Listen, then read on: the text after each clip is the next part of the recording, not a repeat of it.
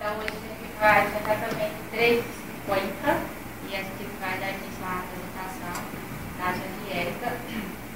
Essa apresentação dela faz parte da conclusão de curso. Então, ela terá 20 minutos, mais ou menos 5, para fazer a explanação e depois, em seguida, a gente faz as considerações da banda.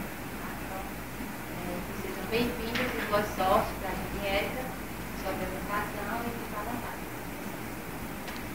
Talvez passando aí. Bom, boa tarde a todos.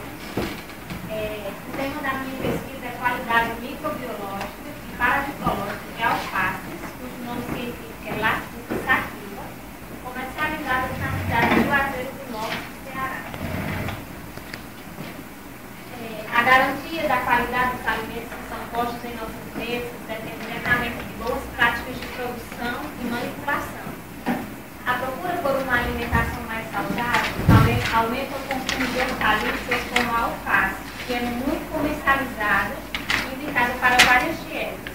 Porém, se contaminada, pode acarretar sérios problemas ao homem, principalmente ao seu aparelho intestinal, pois o consumo de verduras in natura constitui um importante meio de transmissão de doenças, principalmente as que são provocadas por parasitas intestinais.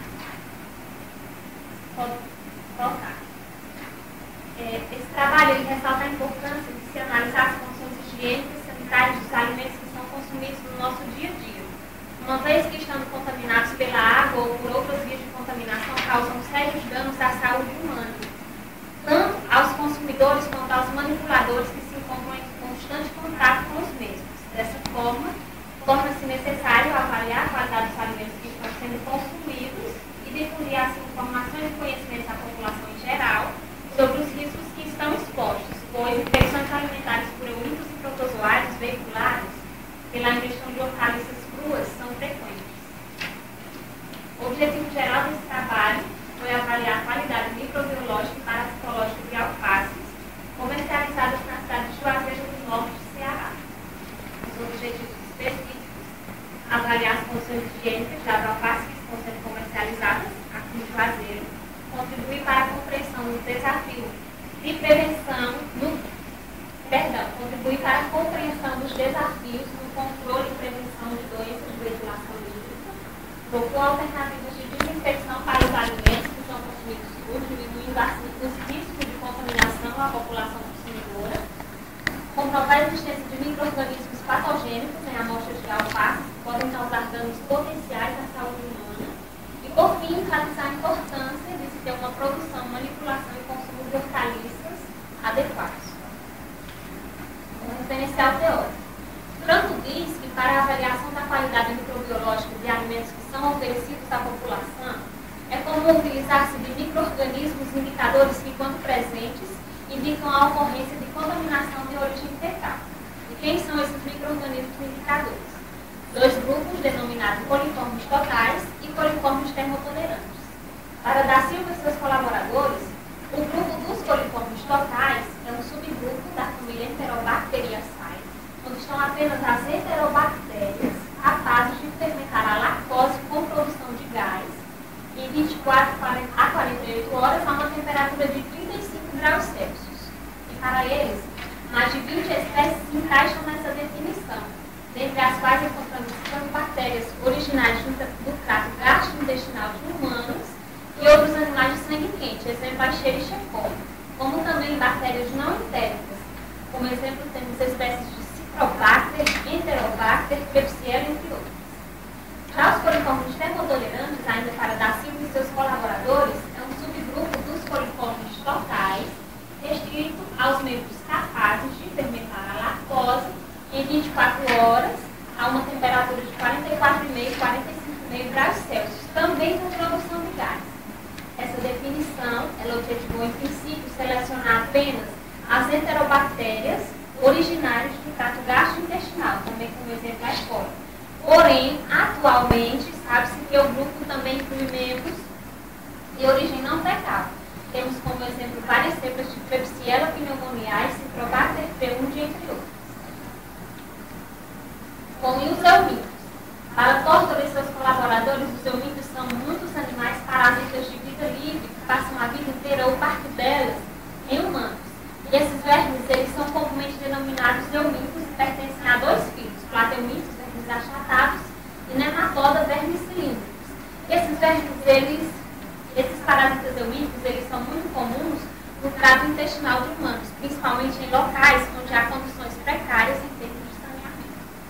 Suas características, ainda por Tortor e seus colaboradores, é que os eumídeos, eles são animais eucarióticos, ou seja, núcleo definido, eucarióticos multicelulares, que geralmente possuem sistemas digestório, circulatório, nervoso, excretor e reprodutor. E os eumídeos parasitas, eles precisam ser altamente especializados para viver no interior de seus hospedeiros. Por fim, seu ciclo de vida, ainda por Tortor e seus colaboradores, pode ser extremamente complexo. Por quê? Porque envolve uma sucessão de hospedeiros intermediários para a conclusão de cada estágio larval, ou seja, de desenvolvimento do parasita, e um hospedeiro definitivo para o parasita adulto. E os eumídeos adultos, eles podem ser dioicos, ou seja, órgãos reprodutores masculinos em um indivíduo e órgãos reprodutores femininos em outro. Nessas espécies, a reprodução ocorre somente quando dois adultos de sexo oposto estão presentes no mesmo hospedeiro. Eles também podem ser monóicos ou hermafroditas, ou seja, um único indivíduo possui os órgãos masculinos e femininos. Dois hermafroditas podem copular-se e simultaneamente fertilizar um ao outro, e alguns tipos de hermafroditas se autofertilizam.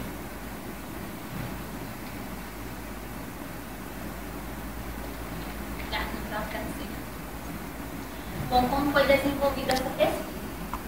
Em primeiro lugar, esse estudo aí trata-se de uma pesquisa quantitativa, experimental e de observação.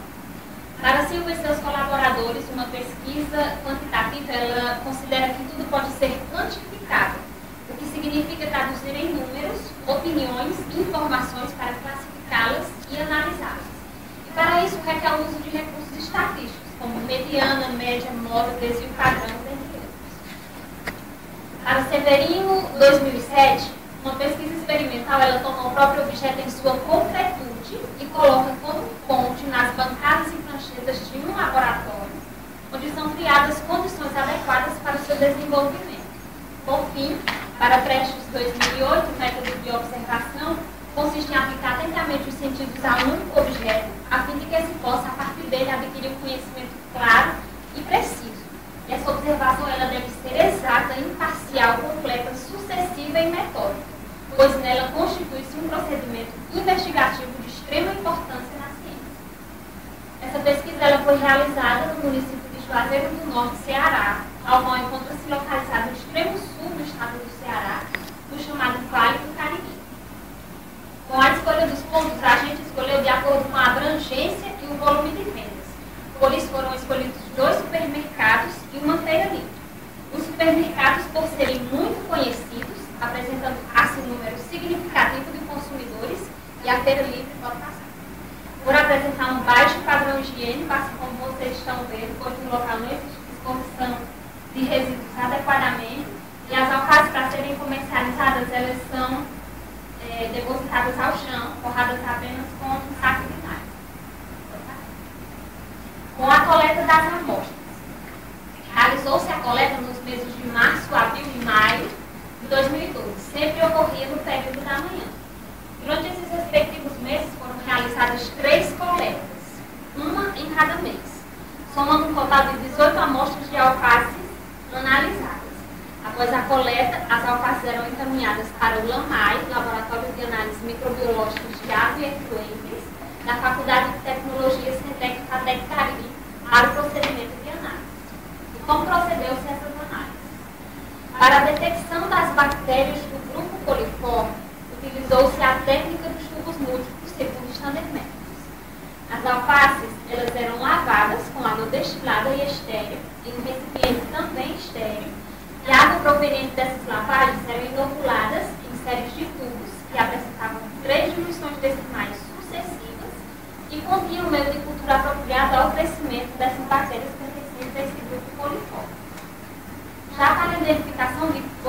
formas parasitárias nas amostras, utilizou-se a técnica de Bailanger modificada. As alfaces elas também eram lavadas com água destilada e estéril quando passadas. Só que a água proveniente dessa lavagem, assim como vocês estão vendo, era depositada em béqueres para sedimentação e após 24 horas era realizado o procedimento para identificar possíveis ovos, cistos e larvas presentes nessas amostras de alface. Essa pesquisa encontra-se pontuada na Lei 196 de 1996 do Conselho Nacional da Saúde, ao qual dispõe de normas e diretrizes regulamentadoras de pesquisas que envolvem seres humanos. Com os resultados de discussão. Na avaliação microbiológica, todas as amostras de alface que foram analisadas apresentaram contagem de coliformes totais e termotolerantes acima do que recomenda a resolução número 12, de 2001 do Ministério da Saúde, ao qual dispõe de um regulamento técnico com padrões microbiológicos sanitários para alimentos, onde vem o grupo também incluso de hortaliças, que é onde o alface se encaixa. E os resultados obtidos na avaliação microbiológica, eles são demonstrados na tabela 1 e estão expressos em médias globais. Tabela 1 com taxa de coliformes para as amostras avaliadas. Estabelecimento do supermercado A obteve uma média global de 8,3 vezes 10 ao quadrado para coliformes totais, número mais provável que é.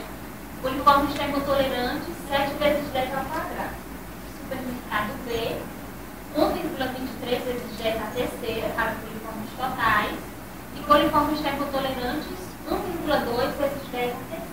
Por fim, a Feira Livre obteve uma média global para coliformes totais 1,1 vezes 10 à terceira e coliformes termotolerantes 9 vezes 10 ao quadrado, número mais provável por ml.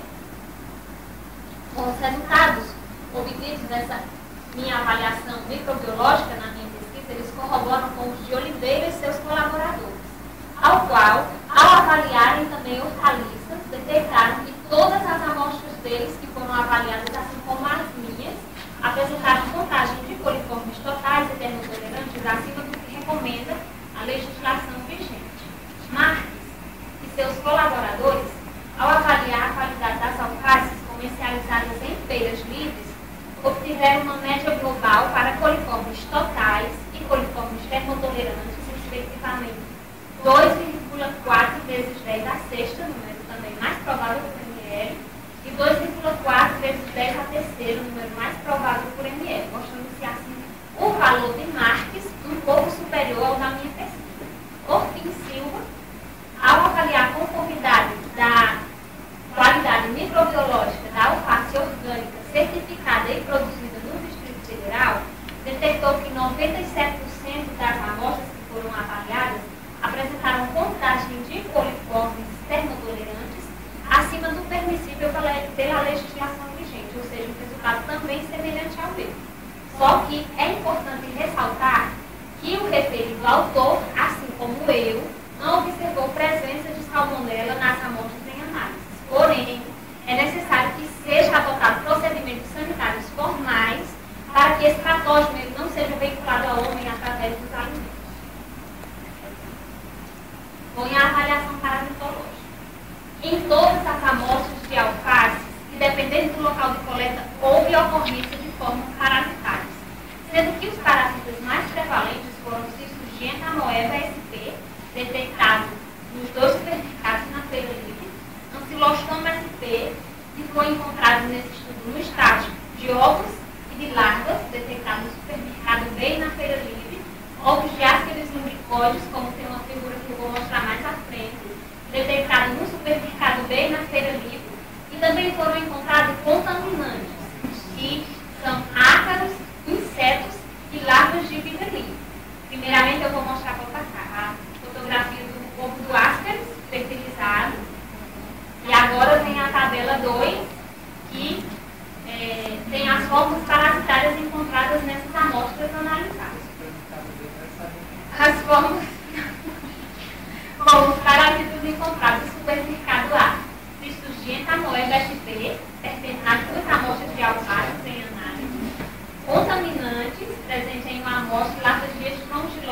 também presente em uma amostra.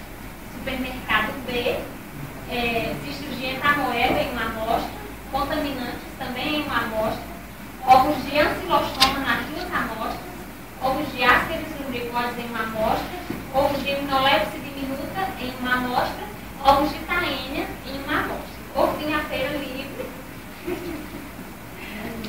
Cisturgienta amoeba nas 2 amostras, contaminantes nas 2 amostras, larvas de ancilostoma sp nas 2 amostras, larvas de estrongiloide em uma amostra, ovo de Ascaris infertilizado em uma amostra, ovo de Ascaris lumbricoides fertilizado em 2 amostras, ovos de estrongiloide em uma amostra e ovos de Taenia em uma amostra. Bom, todos os parasitas encontrados nesse meu estudo, eles possuem importância para a saúde pública, porque eles indicam contaminação fecal de origem humana ou animal, ou serem parasitas de ocorrência no homem, animais ou oriundos. Onde menos houve prevalência de formas parasitárias foi no supermercado A. Se tratando do supermercado B, ele apresentou um número mais ou menos considerável de parasitas. Mas, por fim, a feira livre foi onde houve mais diversidade de parasitas. Provavelmente pelas condições higiênicas de lá, porque ao visitar esse local, eu percebi que essa feira não possui nenhum ambiente apropriado para a disposição dos resíduos que são gerados pelos feirantes. Não existe coleta de esgoto, ou seja, as águas servidas correm a céu aberto por toda a feira e provavelmente tanto os produtores dessas hortaliças como os feirantes não possuem nenhum conhecimento sobre a higienização desse produto para poder ser comercializado, não conhecem o papel da legislação vigente em relação a isso e principalmente a posição da vigilância sanitária. Os resultados encontrados na minha avaliação parasitológica, eles corroboram com os de Oliveira e seus colaboradores, ao qual, ao avaliarem 45 cadeias produtoras de hortaliça em Ribeirão Preto, na cidade de São Paulo, perceberam que 69% das amostras deles estavam parasitadas por Entamoeba sp, Ancilostoma sp e Ascaris lumbricoides, ou seja, os resultados deles são semelhantes ao meu. Porém, no estudo de Takanayagi, obteve-se positividade para Giardia sp e Isospora, parásitos não encontrados nas amostras de alfaces comercializadas em Juazeiro do Norte. Por fim, Silva e seus colaboradores, ao analisarem 45 amostras de alfaces provenientes de feiras livres e supermercados na cidade do Recife, detectaram que 60% dessas amostras estavam parasitadas por Entamoeba sp, valor também semelhante ao meu, resultado semelhante ao meu. Com as minhas considerações finais, é que as alfaces comercializadas na cidade de Juazeiro do Norte apresentam altos índices de contaminação, sem falar que essas alfaces também foram consideradas de qualidade microscópica insatisfatória pela resolução número 12 de 1978 do Ministério da Saúde, ao qual preconiza a ausência de parasitas suicidades e larvas e hortaliças. Todas as amostras avaliadas apresentaram contaminação por coliformes totais e termotolerantes, um importante indicador de condições higiênicas sanitárias deficientes. Contudo, devemos adotar alternativas de melhorias visando reduzir ao máximo o índice de contaminação dessa hortaliça na cidade de Juazeiro do Norte. Porque, pelos dados obtidos no meu estudo, considera-se que há falhas decorrentes de práticas inadequadas de manipulação e ausência ou deficiência de sanificação. Como alternativa, temos a instalação de fossas e redes coletoras de esgoto, evitando assim a contaminação do solo e da água que são usados para a produção dessas hortaliças, e a promoção de campanhas educativas para os produtores. Por quê? Porque os produtores eles possuem um impacto importantíssimo nos produtos que cultivam. É então de extrema importância que eles adotem procedimentos sanitários formais e, como exemplos disso, temos a realização de exames parasitológicos semestralmente nesses produtores. Por fim, é bom lembrar aos consumidores que as verduras elas devem ser bem lavadas antes de serem consumidas, adotando-se alternativas apropriadas para retirar a terra, pedaços machucados de folha e possíveis larvas. Depois disso, deixa-se em molho em uma solução desinfetante por 30 minutos aí, então, lava-se em água corrente e, por fim, é que consome. São as minhas bibliografias, né, os autores que eu utilizei para realizar o meu trabalho. Eu encerro por aqui com as frases de Fernando Pessoa, Pedras no Caminho, Quarto Ponto. Um dia construirei um castelo.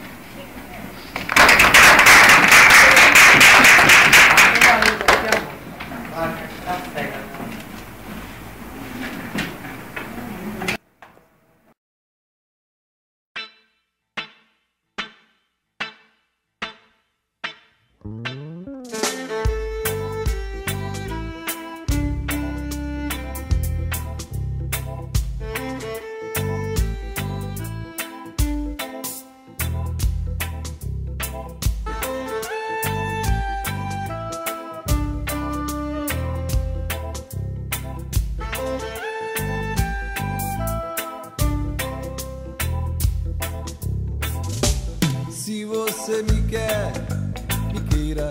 Se você marcar bobeira, eu volto pra mão.